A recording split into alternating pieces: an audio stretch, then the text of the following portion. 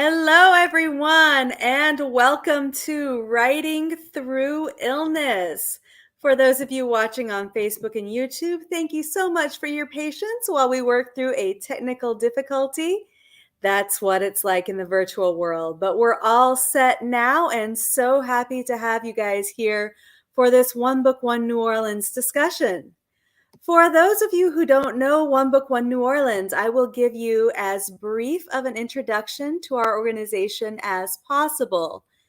So, what we do here at One Book, One New Orleans is we pick one book and we encourage everyone in the city to read the same book at the same time, with the idea that we're going to go stronger as a city through a shared reading experience. Now, we also hold free public programming inspired by the book, like the event you're currently viewing tonight. When we're in person, those events are in different neighborhoods around the city. We never go to the same neighborhood twice in one calendar year, so that if you're facing transportation difficulties, one book comes to you once a year. We will be in your neighborhood. We also are unique from all other One Book programs in the country, not only in the sense that we go throughout the city to bring our book to the community, but also in that we recognize that a great number of adults in our city struggle with literacy. While they may not be 100% fully illiterate, a lot of folks' literacy levels make their day harder every day. And so we realized that if we're going to be One Book, One New Orleans, we really have to do an extra layer of outreach to make sure that those folks whose days might be harder because of their literacy levels are included in a shared reading experience in our community. So we develop a curriculum around the book. The one for our current years is 100 pages long. It is a comprehensive educational tool for the book. And we get that book and its curriculum into the hands of adult education programs throughout the city, whether adults are learning to read from a second grade level all the way up to adults preparing for the high set, which is like the Louisiana GED. We also get the book into education programs in both adult and juvenile detention facilities and prisons. We get the book into the ears of the blind and print handicapped through a partnership with WRBH Reading Radio. And finally, if your barrier to accessing the book is not literacy, but the ability to afford to go buy yourself a copy, we make sure that every branch of the New Orleans Public Library has copies, so you can go and you can get that book for free. And that's One Book, One New Orleans in a nutshell. Now, this year, as I hope you all know, because you're here tonight, that one book is I Feel to Believe by Jarvis DeBerry. What we're here to talk about tonight, though, is something that's actually not in the book in any physical way. But now that I know what I know, when I reread the latter half of that book, I see it in a completely different light. Because in light of the fact that this month is National Donate Life Month and National Minority Health Month, we really want to spotlight the fact that when Jarvis wrote half this book, he was living with kidney disease, and it was getting progressively worse. And actually, the first time this book was available to the public for purchase was December 14th, 2019, at Jarvis's kidney fundraiser right before his transplant. So we are so excited that we have not only Jarvis here tonight, but also his living donor and cousin, Aisha DeBerry. And they'll be in conversation with Cheryl McGee Hills from the Louisiana Organ Procurement Agency. And as a special treat tonight, we have Jarvis reading the column he wrote that's not in this book, but it's in cleveland.com about his journey with kidney disease. So without further ado, the man who needs no introduction, Jarvis DeBerry, who is muted.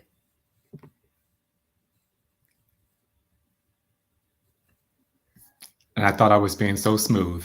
Thank you, Megan, for that wonderful introduction. And good evening and hello to all of you who have joined us tonight. This is a real honor to have this discussion and to have all of you all be here for it.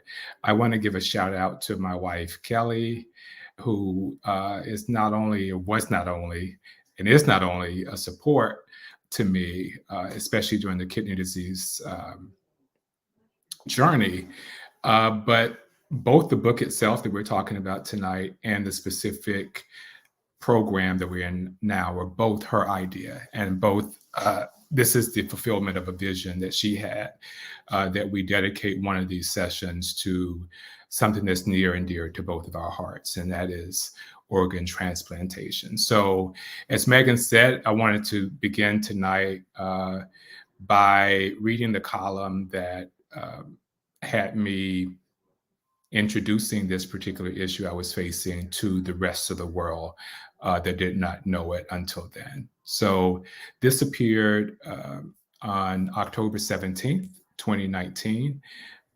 For Cleveland.com, which is where I landed temporarily after things fell apart at the time, speaking to you earlier that year.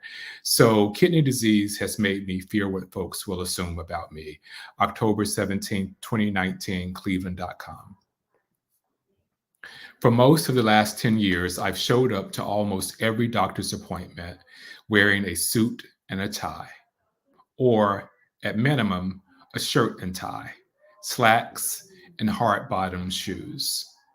I'm usually taking a break from work to go to the doctor. That partly explains my attire. But the other, more salient reason is that I'm a young Black man with kidney disease. And I hope that by dressing up, the doctors and nurses will have a higher opinion of me. I want to signal that I'm intelligent, that I'm professional, that I am worthy of their respect. Because the fear is always there that I would be looked down upon and blamed for my poorly functioning kidneys. Everywhere we turn these days, we're confronted with advice about what we need to do to stay healthier. We need to eat less meat. We need to eat less sugar. We need to eschew smoking. We need to drink in moderation. We need to exercise regularly. We need to keep our weight under control. We need to regularly go to the doctor. We need to follow the doctor's orders and take our medications as they've been prescribed. And the implication is that these things will keep us well. But there is another implication too, that people with major illnesses fail to do something that they should have done. That is, that they didn't take sufficient measures to keep themselves healthy. Thus, my suit and tie at the doctor's office. I'm hoping that my clothes communicate. Do you really think somebody dressed this sharply brought this malady upon himself? Back in 2017, when Republicans in Congress were foolishly and heartlessly trying to dismantle the Affordable Care Act, which had served as a great sense of comfort to those with pre existing conditions, Representative Mo Brooks of Alabama said the Republican proposal, the so called American Health Care Act, would, quote, allow insurance companies to require people who have higher health care costs to contribute more to the insurance pool. That helps offset all of these costs, thereby reducing the cost to those people who lead good lives. They're healthy. They've done the things to keep their bodies healthy. And right now, those are the people who've done things the right way that are seeing their costs skyrocketing. But it's not just Southern conservatives who associate good health with good behavior. A few months ago, after it was clear that a kidney transplant would be in my near future, I watched a YouTube video of a Black radio personality in Philadelphia who shared the news that Stevie Wonder was in the same predicament this way. Stevie has not been taking care of himself. He's currently on dialysis, hoping that one of his children will give him a kidney. That's the kind of commentary I've been fearing that folks would make about me, that I haven't been taking care of myself and thus deserve all this. It's one of the reasons I've waited so long to inform the public about my condition. On top of all that, I've just started this job. I'm still in the process of introducing myself to readers, and I'd rather be known as a columnist who has something insightful to say about the news and not as a poor columnist who has kidney disease. But maybe being open about it will do some good. Maybe my openness will persuade somebody to question the assumptions that they make about people with health conditions. Maybe it will persuade people to be more compassionate and less judgmental of others. But more than that, maybe this openness will cause somebody who hasn't given it much thought to seriously consider organ donation. Months ago, my wife and I met with a couple who has been in our shoes. That husband has had two transplants, and he and his wife told us that it is impossible with kidney disease to stay quiet and be helped. You have to tell people, they counseled us, that you need a transplant. I don't imagine that asking for another person's organ is easy for anybody. But the idea was particularly daunting for me because I don't like to ask anybody for anything. But as I was trying to work up that courage, a cousin called to say that she had sent in a blood sample to my transplant team, that our blood types matched, and that she would be my donor. The transplant has been scheduled for mid-December. In the spring, when I was still working for NOLA.com, the Times Picayune, the editor doing my annual employee evaluation told me that she was blown away by the quality of the work I produced in 2018. Here's the thing: I've never felt sicker or weaker than I did in 2018. I say that only to say this: if I could do the work then, I'm looking forward to doing the work when I'm at full strength. And with that introduction of a column, I am going to bring in two people who are dear to me. One I've known just about all my life, and the other I have known over these last 2 to 3 years. The first is my cousin, Aisha DeBerry, who is joining us from Atlanta. And I did not name her in a column, but I'm guessing you can guess at this point that the cousin I was referring to then is the cousin who's sitting before us now. And I will also bring on Miss Cheryl McGee Hills, who is, I think you will have to share with us your specific title, but I know you're with the Louisiana Organ Procurement Agency. Can you give us your exact title there? Yes, Jarvis. I am one of the community educators with the Louisiana Organ Procurement Agency, and most of us in the state of Louisiana know we are LOPA. Yes. So thank you so much for both of you being with us tonight. I wanted to start, or not start, but wanted to pass the baton first to you, Miss Cheryl, and have you. You can respond to the column if you'd like, but if not, just more generally talk about this being donor month, right? And what the need is across the country, but particularly what the need is among Louisianians, and even more specifically, Black Louisianians. Oh, Jarvis, yes, this is National Donate Awareness Month. And I tell you, this month I am so excited because I get a chance to meet donor families every year. New year, new families. And I noticed the growth in our waiting list amongst Americans and especially African Americans. That's nationwide as well as in the state of Louisiana. We have close to 2,000 people waiting. And the majority of that waiting list for kidneys is close to 70%. And that says a lot. One thing you mentioned earlier, diseases. We'll find high blood pressure and diabetes at the top of the list for African Americans. And most of the time we can say, my mother had it, my grandmother had it. I have high blood pressure. Oh, it's on my dad's side of the family. But I'm looking at people that are eating healthy, that are taking care of themselves, that they're on that waiting list. And it's because it's a genetics. And then we have a group that is not eating well. And then you have a city like New Orleans and cities across the nation where the poverty level, is high. So that family may not get the nutrition that's needed. And so those diseases are, I call, hidden secrets that lie within the body. And you said something earlier, going to the doctor. We have problems not only with men, but ladies too. We tend to wait until we feel bad to go to the doctor. I have a headache. Oh, I'll take this over the counter medication. I'll take that medication for years, not knowing my blood pressure is skyrocketing.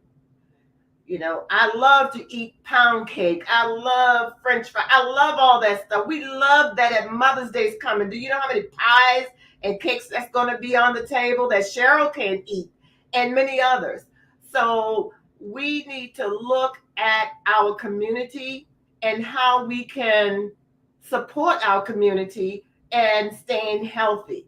You can stay healthy but have that hidden disease there and not know it. So, my message to everyone is that let's take care of ourselves.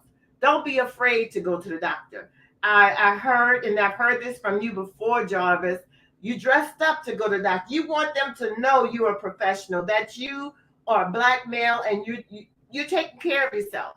And I want to tell everybody, come as you are, because the right doctor will know by looking at you if something is wrong.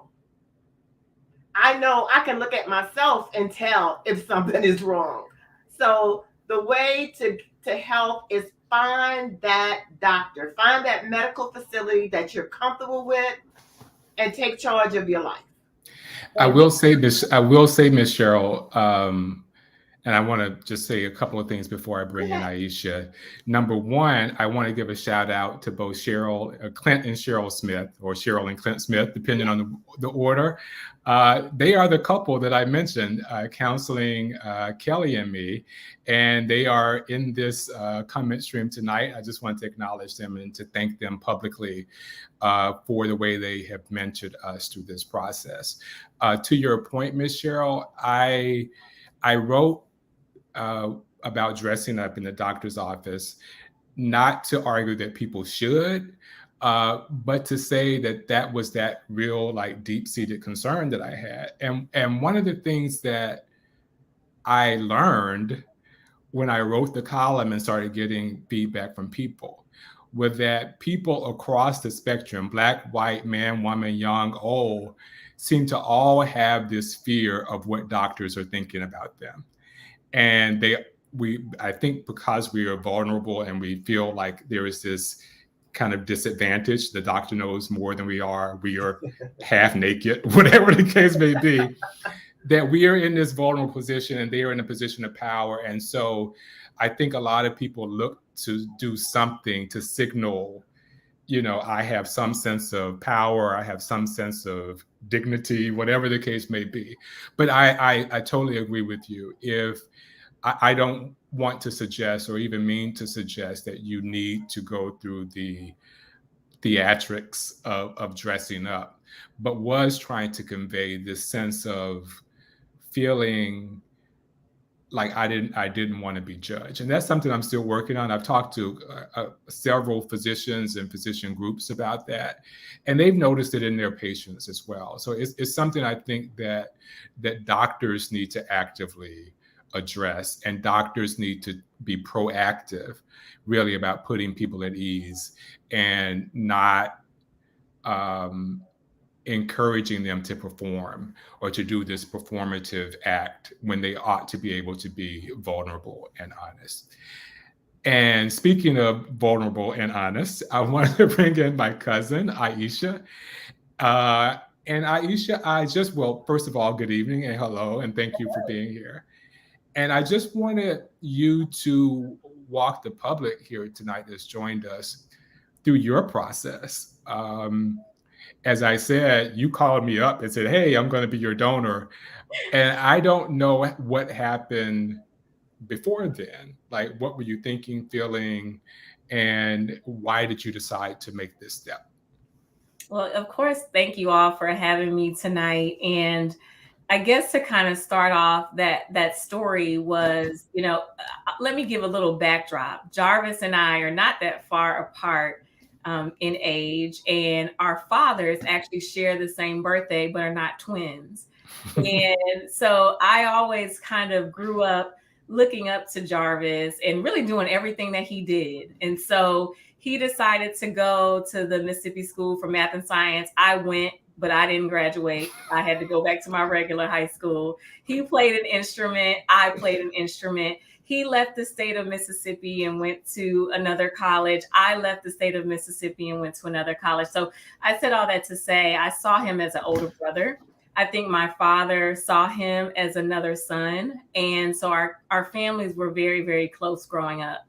And so over time, as we became adults, and recently, probably in the last 8 or 9 years, I started to physically see Jarvis's health decline. And if you know anything about the D-berries in translation means not sharing anything private with anyone. And so, although I say we're so close and we've said that for many, many years, I question sometimes, were we? Because I was looking at his health decline, but I never asked him, how are you feeling? How are you doing? Why do you look so tired? I would more so just internalize that. But I finally got to a point where the questions really started to bubble up. And I will give a shout out to my uncle, another uncle of both of ours, who put out a message to the family and said, we've had some conversations with Jarvis, and it seems to us that he will possibly need a kidney. We're not saying it right now, and I'm sure he had a private conversation with Jarvis at the time, but would you, and if you would, be willing to at least contact Jarvis's team to see if you would be a match? And so, of course, it alarmed me because I didn't even know that he was in need of it. But then it switched and pivoted for me that we were so close growing up. And I would hope that if I were in the same situation, he would do the same for me.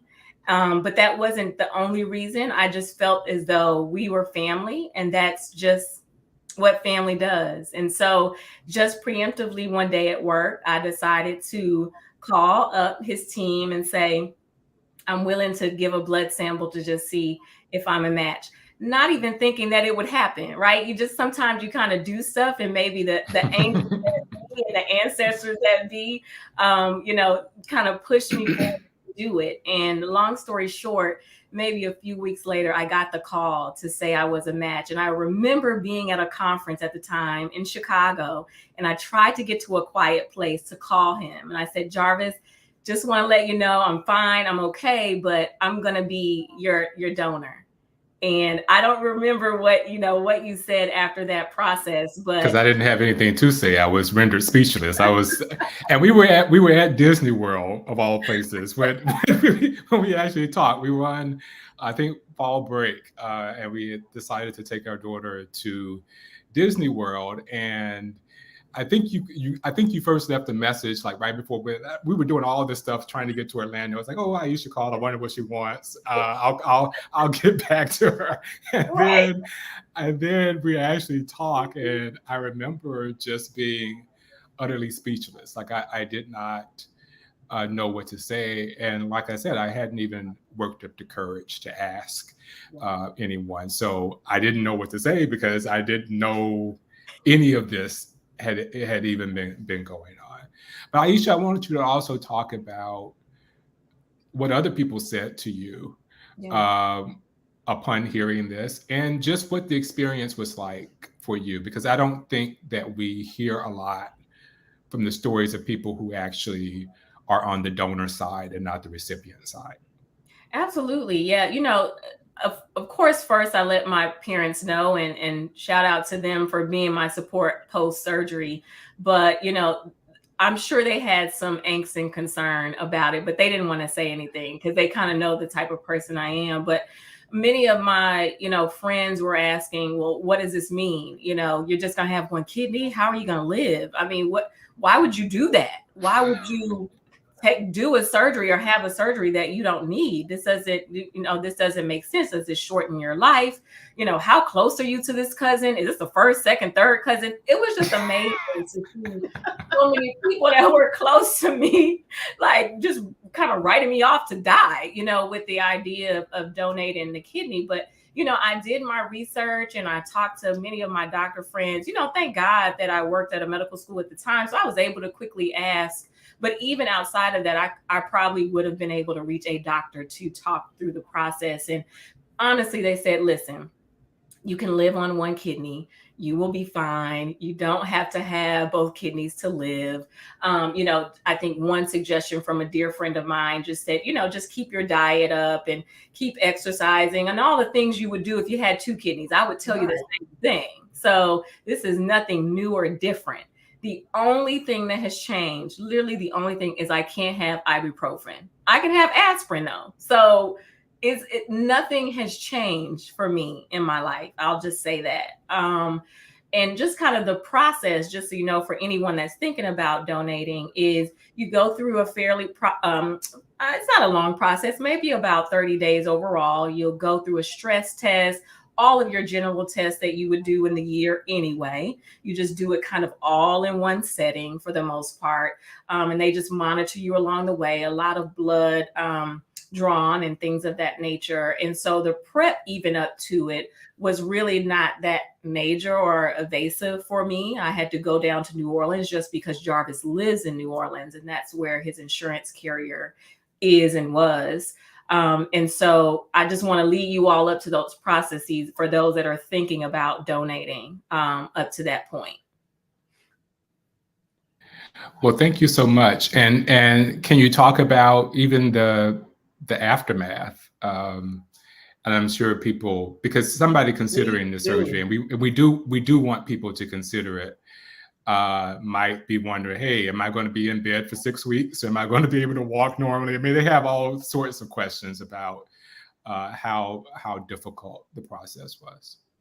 Absolutely. Well, I'll say ours was a little unique because we did ours right on the edge or the start of the pandemic. And so it was very interesting, but nonetheless, very true. It still is a surgery. The wonderful thing, and I would encourage people that if you're deciding to donate, is to ask tons of questions. And that's what I did. I even brought someone along with me so that I could think, if I can think through all the questions, they could help me. What is it going to look like after surgery? What does the surgery actually look like during the whole process? How long is the surgery?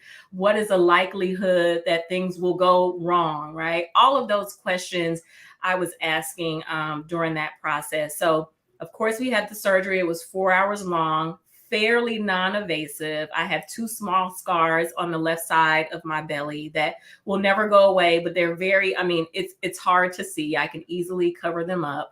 And so after surgery, it took me about 4 weeks to really begin to feel like myself again. There was a lot of pain initially for the first 2 weeks, but after that, I got up and walking again. And about 6 weeks, I could say I felt completely ready to go back to work, back to my full, body and the things that I were doing. I wasn't really lifting a lot of weights or anything like that, but I went back to exercise and walking every day, was at work. And I just have my yearly checkup after that. So really and truly, for it to be a major surgery, I can say that the recovery was fairly decent. Of course, pain is to be expected in the first 2 weeks, but after that, I can see the recovery speeding up. Yeah. That is absolutely fabulous. Ms. Cheryl, what do you hear when people, Aisha is one person. Is her story typical of the donor experience as you hear them? Well, for living donation, it's so rewarding. I've met several family members where sisters donated to her sister, brothers donated to a cousin, and just like you, Aisha, they did their work. And one important thing for anyone was living donation or someone that's on the waiting list. It's so important to talk to your family, talk to your friends and family, and that's what I was smiling just hearing how your family came together. You talked about it, the need. And that's so important with any family right now because of that waiting list. And Jarvis, I wanted to know, how long were you waiting before Aisha made that decision to donate? How long had you been waiting? It's hard to answer the specific question of how long I was waiting, because I was it was kind of this, hey, you're going to need this in the future, probably. You know, Okay. your function is declining, and so you need to start, thinking about that. And so um when Aisha initially called me and said, I'll be your donor, I wasn't, and she'll tell you, I wasn't even at the point yet where Mm. they said I needed it. Right. So this was, I think, probably from that point, another year and a half or so Yeah. before the transplant actually happened. They were still trying different medication combinations. But more specifically, I think it was May. I don't. My years are a jumble, especially after the pandemic. Pandemic, What I yes. do know, what I do know, is that I started peritoneal dialysis at home in August of 2019. So I was, and the transplant was February of 2020. So I was on dialysis a total of about 6 months, um, and um, and I think I had been on the list maybe 6 months or so before that. But even when we put up my name on the list, Aisha and I had already had this conversation that was our general plan, but we had to work through all the particulars and the Mhm. timing and how to actually kind of coordinate our schedules. So what I remember being told, though, to your point, Miss Cheryl, was when I went in for this big, I don't want to say event, but that's what it felt like for me and Kelly to go in, and they do this workup. You have all of these different appointments. There are like classes that you have to sit through. I remember them saying that the average wait for a kidney in Louisiana is 4 to 7 years. I think Yes. that was the number that they gave us. And I just remember, like, wow, if I needed something life saving like that, how awful it would be to have to wait for 7 years, up to 7 years for it. And so I just, that just, even though at that point we were still talking about living Yes. donation and we thought that was going to work, that still like sent a shudder through me, having to wait. And I know that not everybody's going to live that long, right? I mean, not everybody is going to be there at the end of those 7 years. So it's really important that people consider organ donation. And to the point that Aisha made earlier, she mentioned the skepticism, perhaps, of some of her friends. Like, why Hmm. would you do this? Uh, One of the things one of the surgeons told us was that for like the surgery on the kidney donor is like the only surgery they do where it's like medically unnecessary for the person actually having the surgery. And so that is significant. That's a significant amount of sacrifice that someone will say, I'm having a surgery, although I am not sick. I am having a surgery despite there being nothing physically the matter Yeah. with me. And I just wanted to say that to convey just how selfless an act it Yes. is. It is a self-sacrificing act.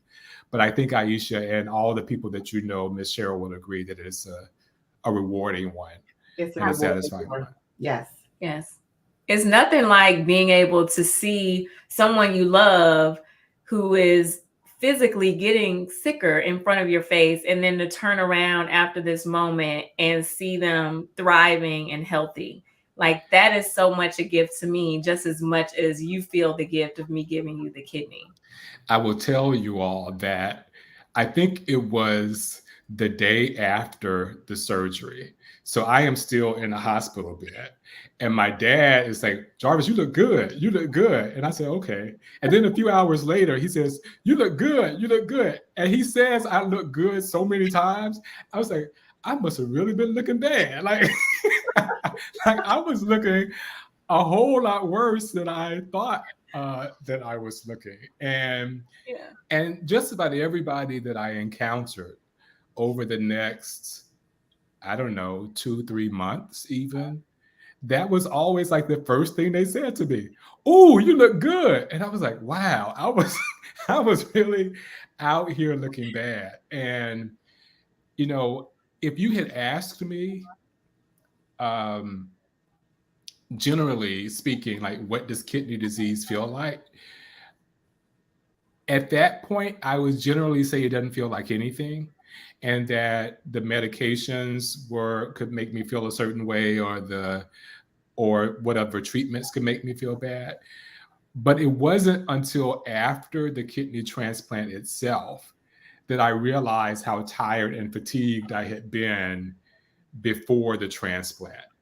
Like that fatigue had become so much of my new normal that I didn't even realize that it wasn't normal. If that makes any sense, it was only in the aftermath I was like, wait, I don't have, just because I'm sitting on the sofa doesn't mean I have to doze off and go and go to sleep. Like I can, I don't have to go to bed at like really really early and sleep really really late.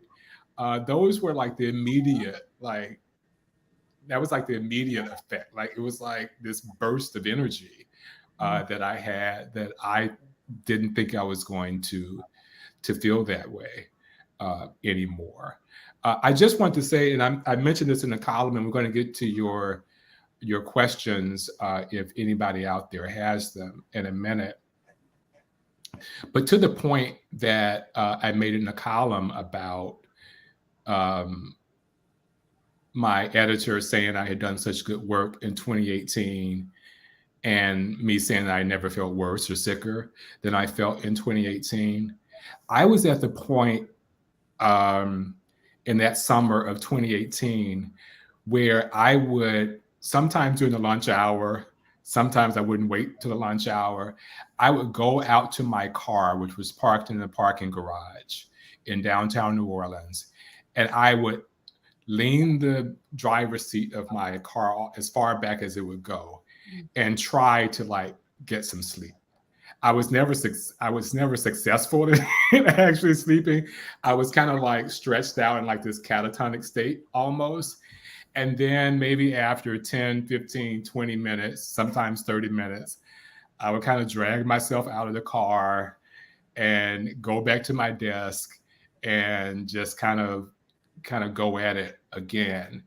And I mentioned that because there are people all across Louisiana, all across the United States, people that you know, people that you might love, who are getting through their days in such a manner that you might not know about it. They might not be open with you with the details of just how they're struggling to stay awake, just how they're struggling to function. What I remember about that time was I would pick my daughter up from school around 3 o'clock. She would have violin lessons at around 4:30. And I would pick her up. We would come home for about an hour. I would sit on the sofa and I would just doze off to sleep. And then I would like set an alarm to make sure I didn't like sleep through it and take her to violin. And I would sit in the car while she was taking violin lessons and fall asleep again. Like that was like my daily routine, just constantly, kind of preserving and then like summoning up the energy to get through the day. So the title of tonight's program is quite apt because I was literally riding through illness, right? I was not telling anybody, but as Aisha has mentioned, it was not that nobody knew. I mean, they may not have known the particulars of what was happening, but they could tell that something was. And so I've said this before, and I will say it again, that you will be doing a near miraculous work if you were to agree to, if it at minimum signed up to be an Yeah.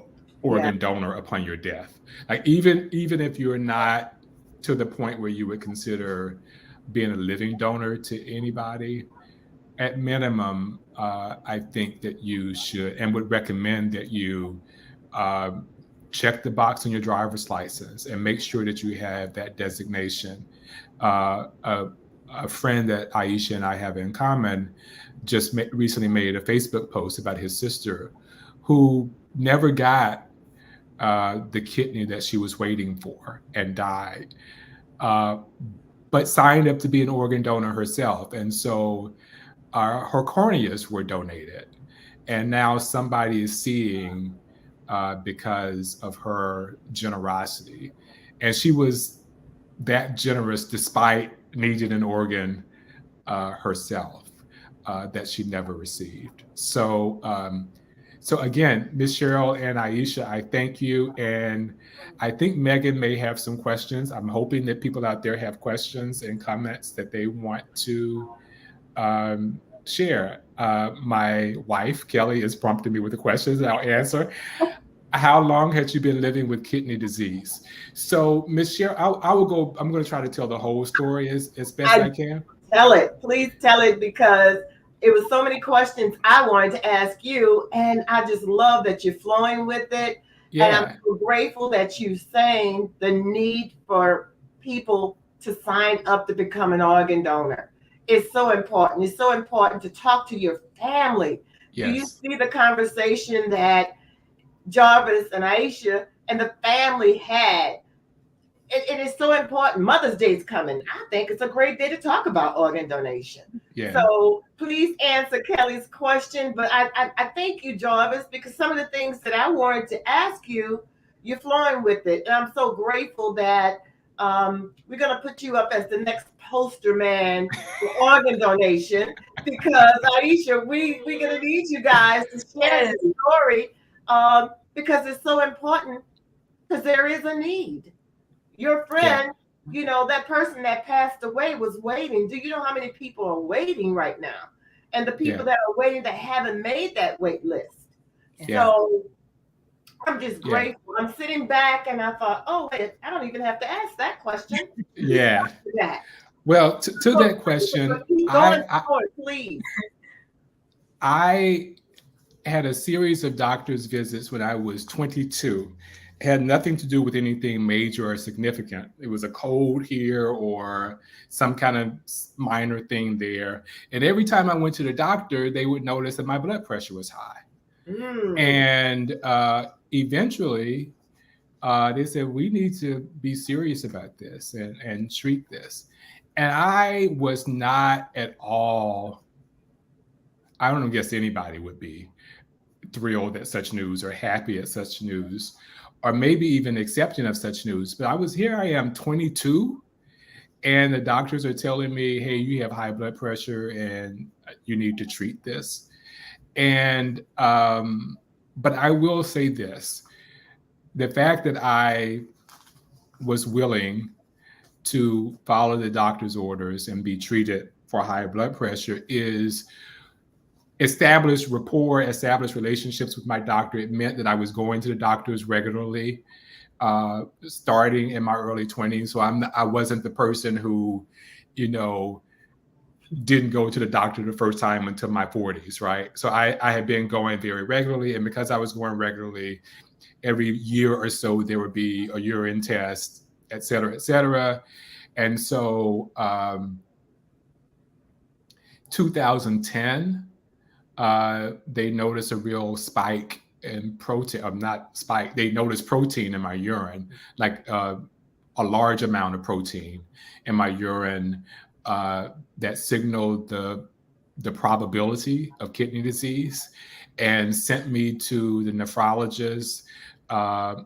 So it was around the end of 2010, the beginning of 2011 that I was actually diagnosed with having kidney disease. So the diagnosis came in 2011 officially, and the transplant was 2020. So that was about 9.5 years or so, mostly being treated for high blood pressure. But then there were a few other treatments they tried to stave off kind of the decline of my kidneys. And I would think that they did a fairly good job, because for many people, when they get the diagnosis that they have kidney disease, it's a really precipitous and rapid decline. Yes. For me, it was over about 10 years. And that's amazing. And you know, in your 20s, learning that you had high hypertension, high blood pressure. Yeah. That tells me a lot right now, and also our viewers, how it's important that our young people, those who are in high school, leaving to go off to college, how it's important to have that exam, have that yearly checkup, because diabetes and high blood pressure, you may not feel it, you know. You think you walk in the street, going to school, going to church, going so many places, and not knowing.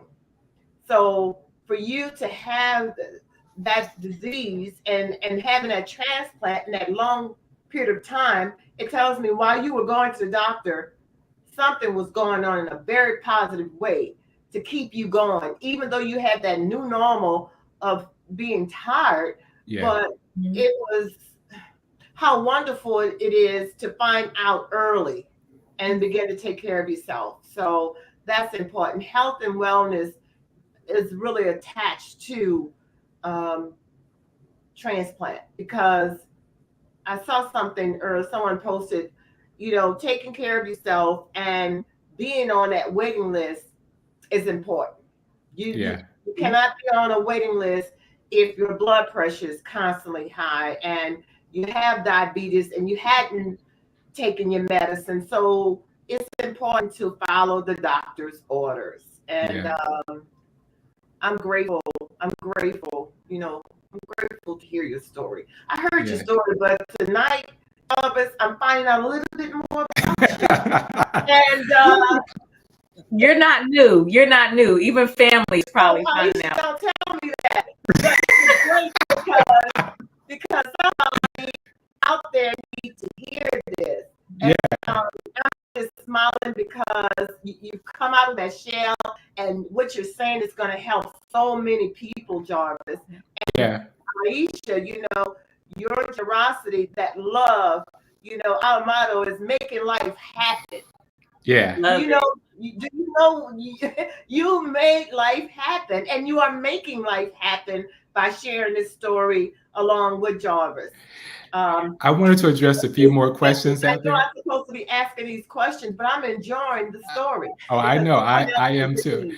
I wanted to, several people in the comments I know and know well. And so I want to say, hey, Marion, and hey, Ashley.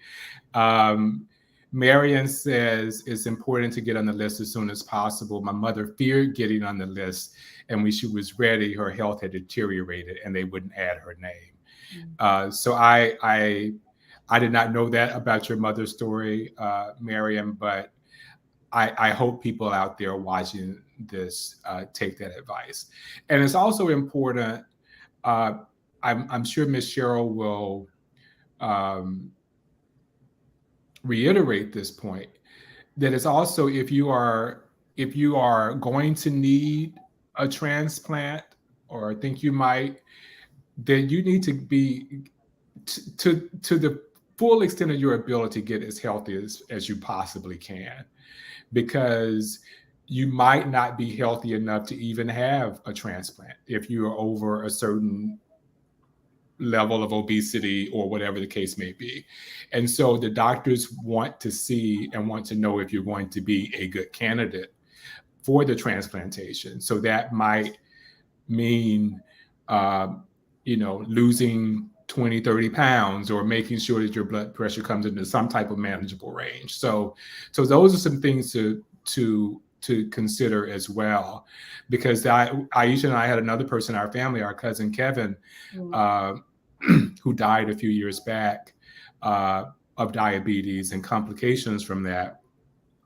He needed a transplant, but he said that the doctor said he was way too heavy, and he could not get down to that weight in order to get one. So shout out to our cousin Kevin, whom we both loved dearly.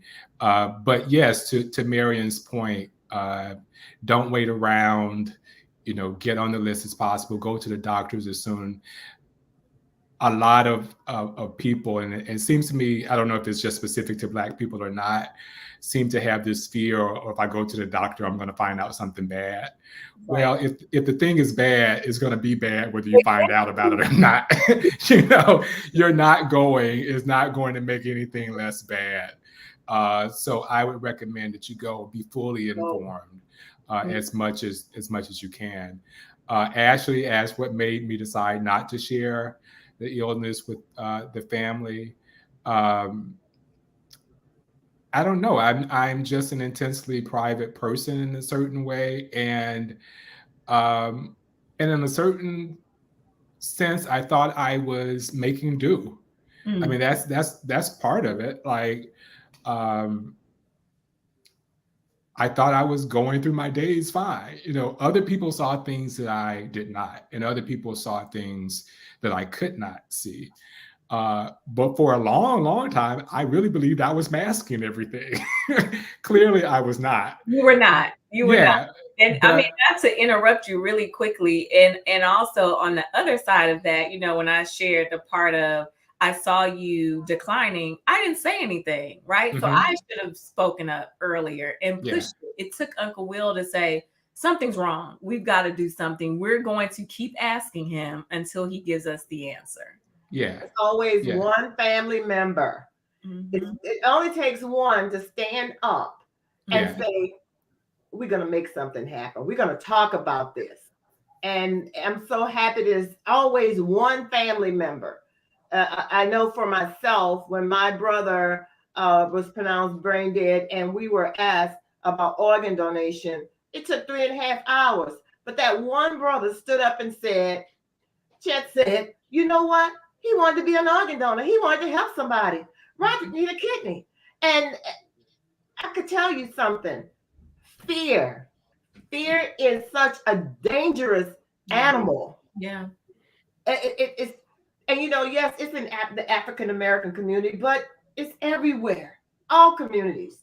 And I haven't had a chance to talk about the church and our spirituality, but I share this at every event that I'm at when folks tell me, oh no, when I die, I want to take it with me. I might donate my organs, but when I get to heaven, not my eyes, I want to see Jesus. I've heard all of that. And I just believe that, going to church health fairs, wellness fairs out in the community, explain that this is just a shell. That when we go, this stuff is not needed. You know? And I've learned that through my whole childhood, that when I go to heaven, that goes in the ground. I didn't understand it as a child. But as you get older, you realize that heaven don't need this stuff. This right. is right. Yeah. So it's just amazing for that. Get back to that one person that will stand up and make you think and talk about it. And that's what we talk about, removing that fear. Had you feared, Aisha, if fear was in you, right?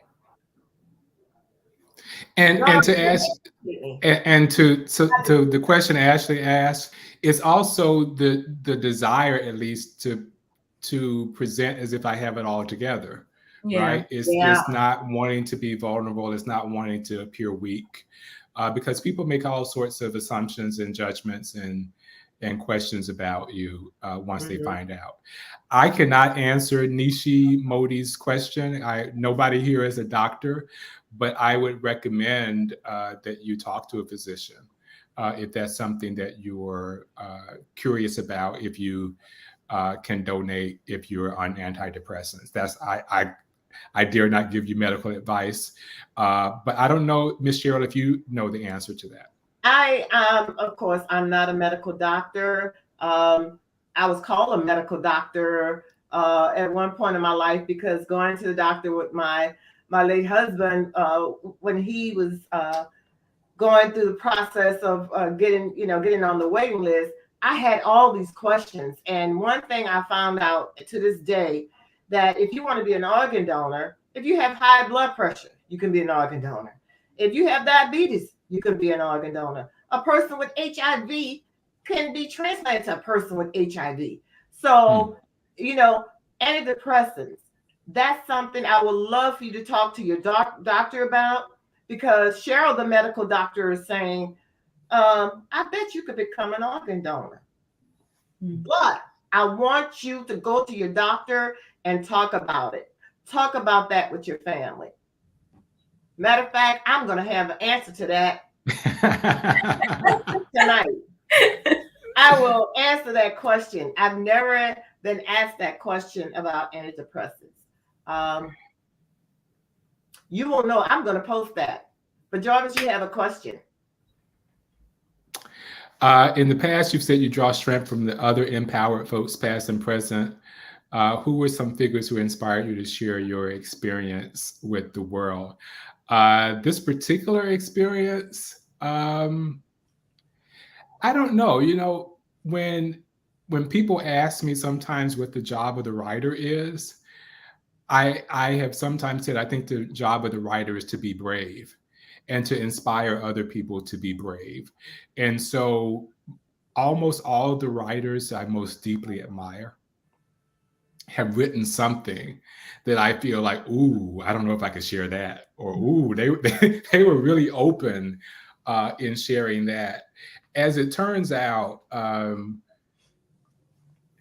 in discussions that I was having with the folks at Cleveland about this column and how I was going to announce to the world, the column that I read at the beginning of this was written probably in the space of an hour and a half, 2 hours. And I never write anything quite that fast. But again, to the discussion we're having now, this has been something that had been like 9-10 years in the making, right? And so this particular column came out in just a rush. I mean, it was very, very lightly edited. Basically, what I read tonight is essentially what I sent to the editors when I was done. But I wanted to do two things to announce to the world in like one fell swoop, where I wasn't having to constantly make multiple announcements to multiple people. But also I was wanting to get people to seriously consider being organ donors. And I guess maybe a third reason. The third reason is to inspire people to share their truth, whatever that might be. Again, I think a good, if you're going to write for the public, you're going to have to contend with fear, because you're putting yourself into everything that you write. And so I can't give you one particular writer that I could say inspired me in this particular thing. But I will say that writing itself is a constant battle with fear. Are people going to like this? Am I sharing too much? What are they going to think about me? Are they going to whisper something about me? Are people going to be, my family going to be mad at me for sharing our secrets? Whatever the case may be, in order to write well, you're going to have to work through some type of fear. And so this was a particular fear. Yeah, it was a very deeply personal fear. But again, at a certain point, I knew that it had to be stated and it had to be said.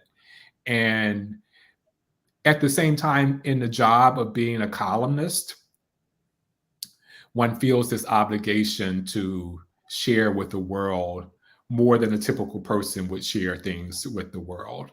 And so, for example, in the book that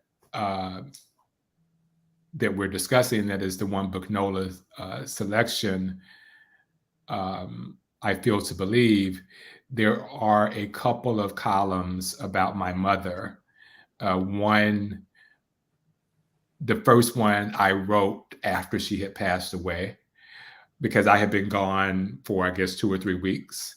And so felt the need when I returned to explain why I had been gone. I had been gone to bury my mother. And then there's another column on one of those first Christmases without her. So I was at least had some kind of practice in sharing kind of my innermost thoughts and feelings with the public.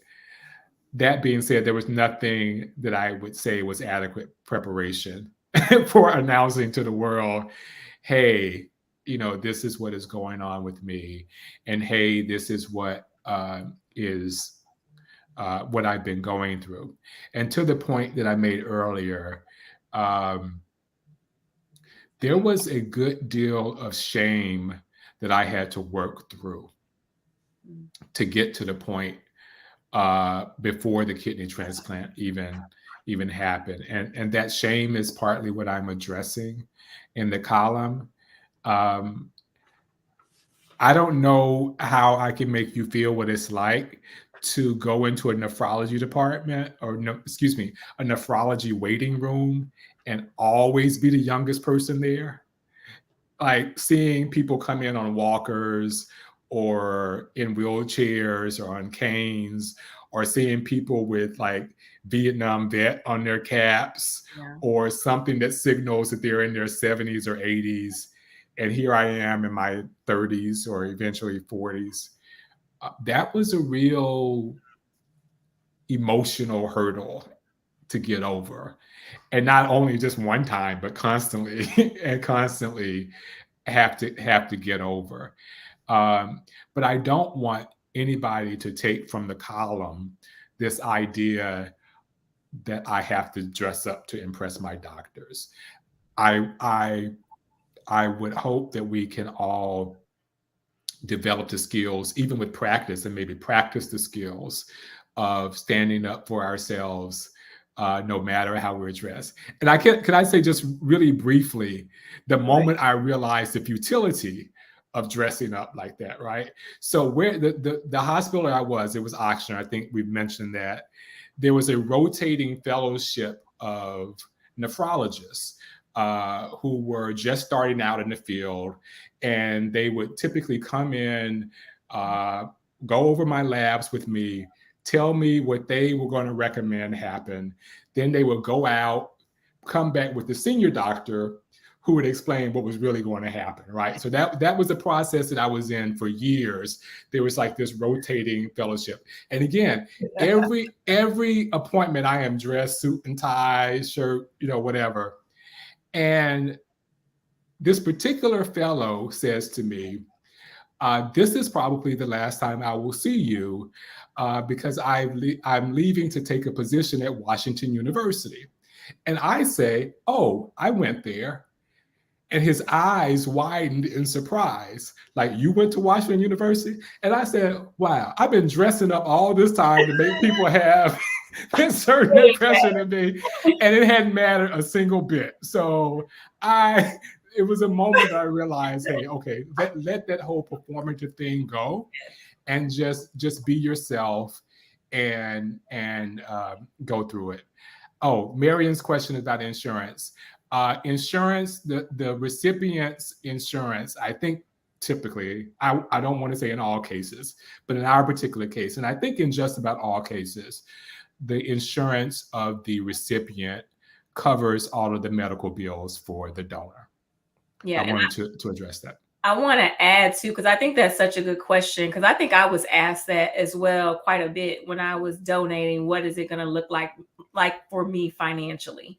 And so to your point, typically for me, of course, Jarvis's insurance covered it. And I will say as well, if there's a question around having time off, because I know Jarvis and I talked at length about that, what that would look like in terms of being able to take PTO.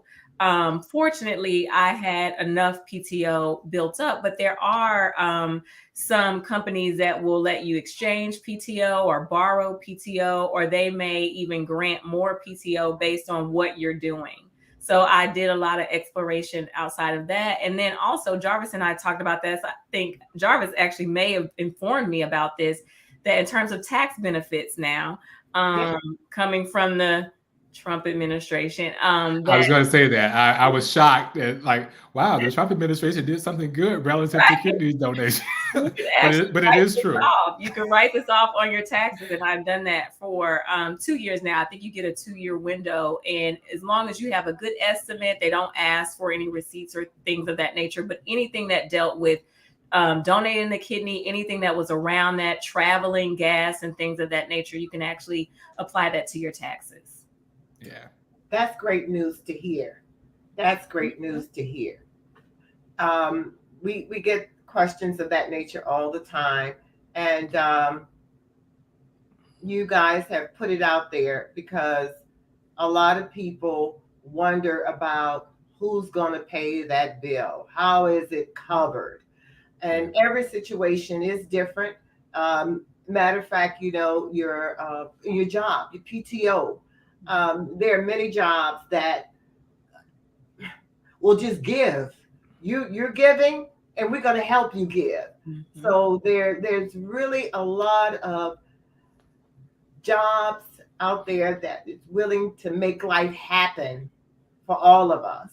And it's because there is a need. There's a need in the workplace. There's a need in the church. There's a need in the community. And tonight, you're opening up is really helping others to open up.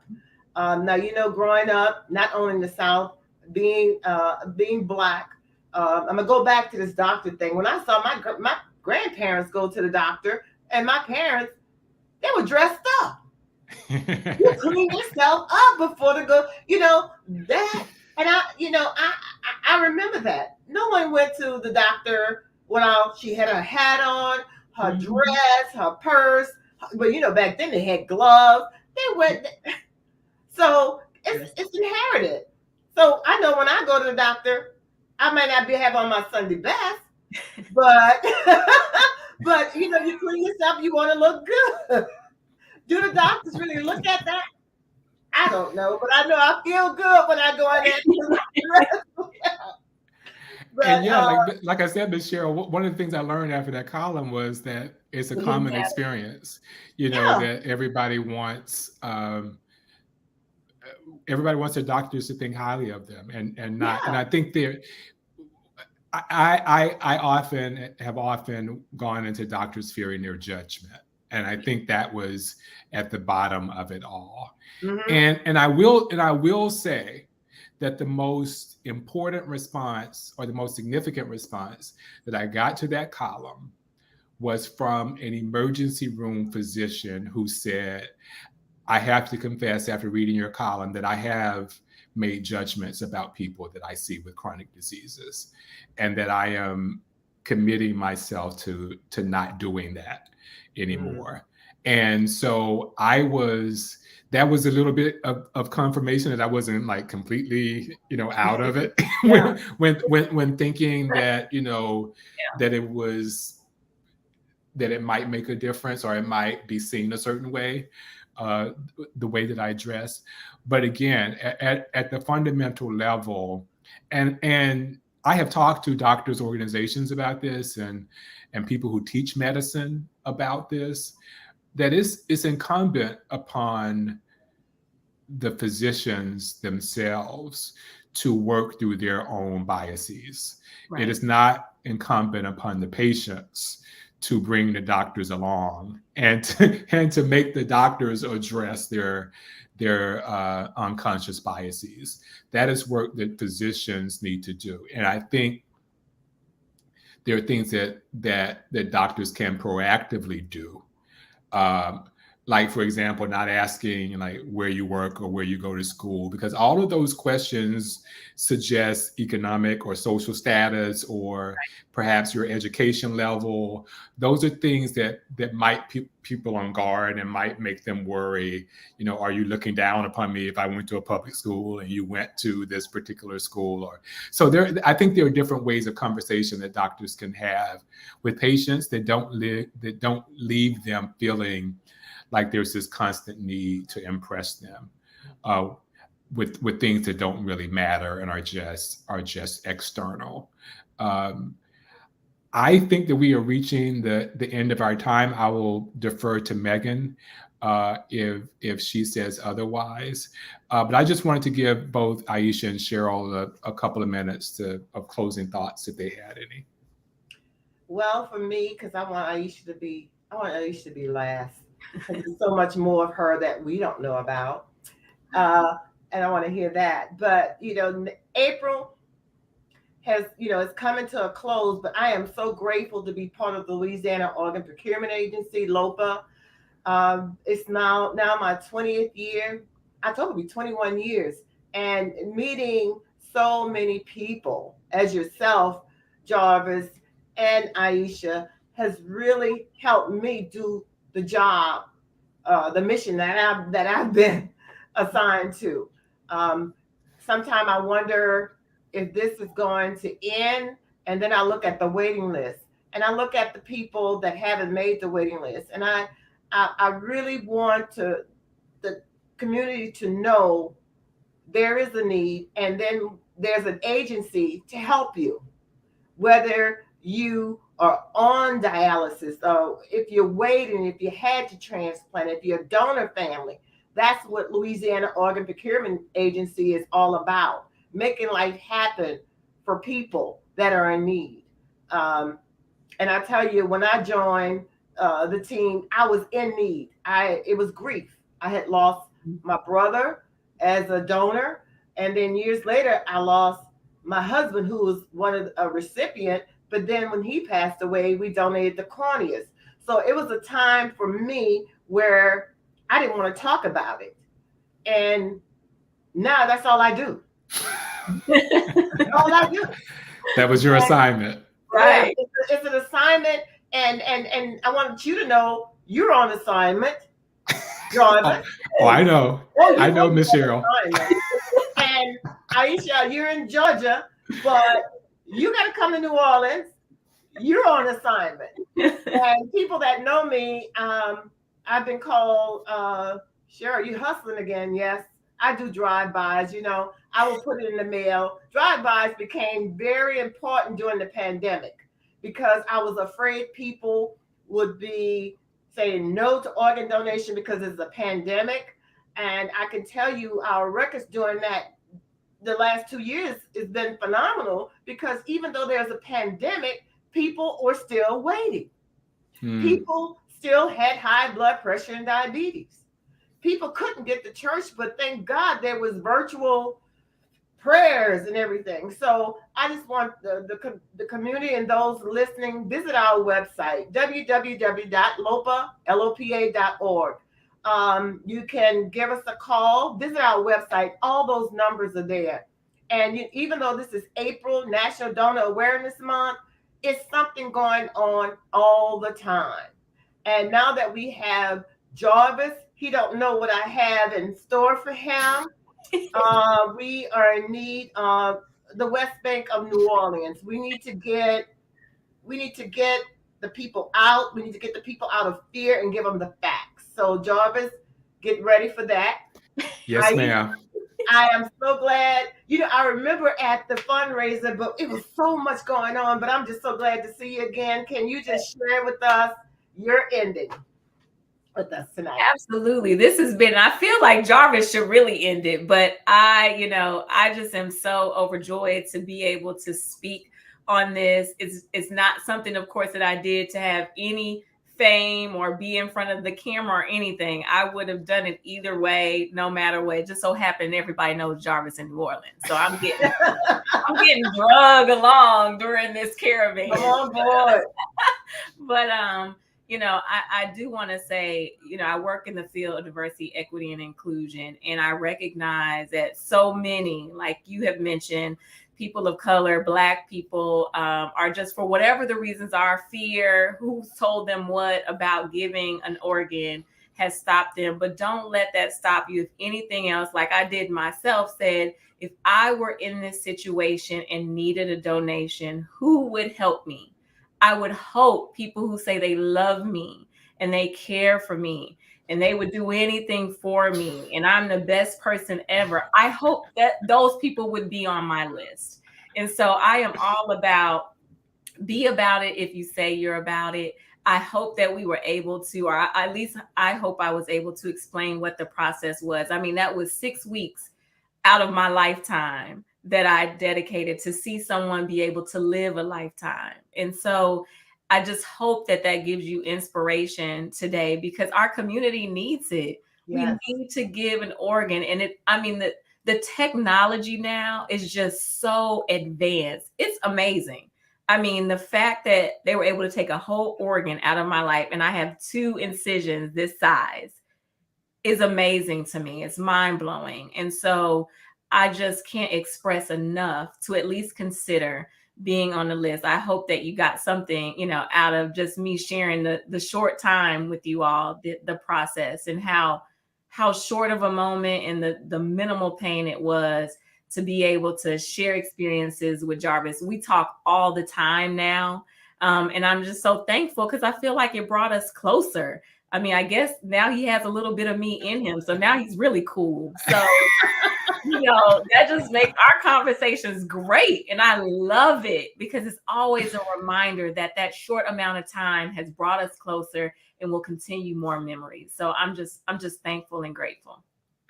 Here. I really am. Miss Freddie asked earlier if we would consider doing this in churches. Of course. I don't think either of us would decline. The situation would be, could we all get in the same place? But maybe in a virtual situation that like this one, sure.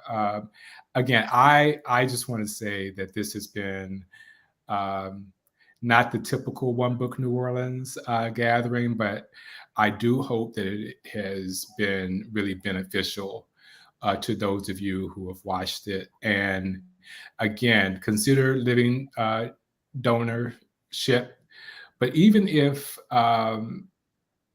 not, check the item on your driver's license and have the conversation with your family.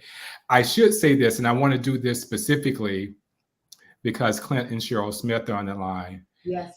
There is also what I think the technical term is paired kidney donation. So say a family member of yours needs a kidney and you want to donate a kidney, but you are not a match for that the family member. They will find a person that you can donate to and then find a person who matches your family member who will donate to that family member. So the Smiths are really a prime example of how that works and how it has worked well for, let's just say, Judge Smith and Dr. Smith. His work has worked well for their for their families. And so even if you say, oh, well, I would give you a kidney, but oh, we're not a match, that can be worked through as well. So don't even let that stop you if you're serious about donating. To Aisha's point, Aisha said everybody in New Orleans told me. I mean, that's an exaggeration, of course. But the city of New Orleans has been incredibly kind and supportive of us. And this event that we're having tonight is one of many ways that we want to give back to the city and to the place that has done so much to help us, to support us, to pray for us, to ask about us. Is the support of the city has meant more than I could ever convey. And so with tremendous gratitude, not only for Aisha and Miss Cheryl and Megan, who are with us tonight, but for all of you who have watched, for all of you who might share this on Facebook or on YouTube, for all of you who might consider and discuss with your families the need and the possibility of you being an organ donor. I just want to say thank you, thank you, thank you. And I think I'm going to ask Megan to sign off. Thank you so much, Jarvis. I know that right now I am going to go check my driver's license to make sure that that little box is checked, and then go have a conversation with my husband to make sure he knows that box is checked so that he knows my wishes just as well as the driver's license does. So thank you guys so much. And also Michelle Rankins, thank you for your comment that this program will bless many people.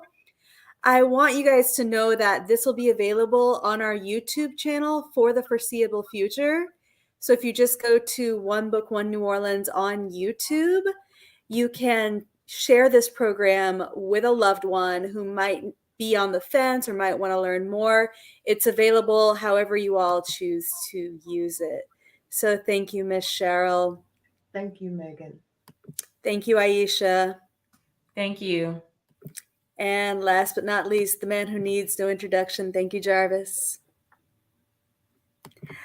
I would be remiss if I did not do the thing all nonprofits are doing right now, and that is remind you that this coming Tuesday is Give NOLA Day in the city of New Orleans.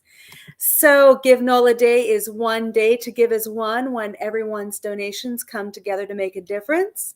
I just dropped the link in both the Facebook and YouTube comments. If you feel inspired to be generous, we love you so much. Thank you. If not, enjoy this for free because that's what we do. Also coming up, we have on May 12th, Fact, Opinion, and Storytelling. It will be a conversation in person, our first one for 2020. It will take place on the 4th floor of the Earl K. Long Library on UNO's campus. Jarvis Matt Smith and one more journalist to be announced will be talking about weaving fact and opinion when you tell a story together.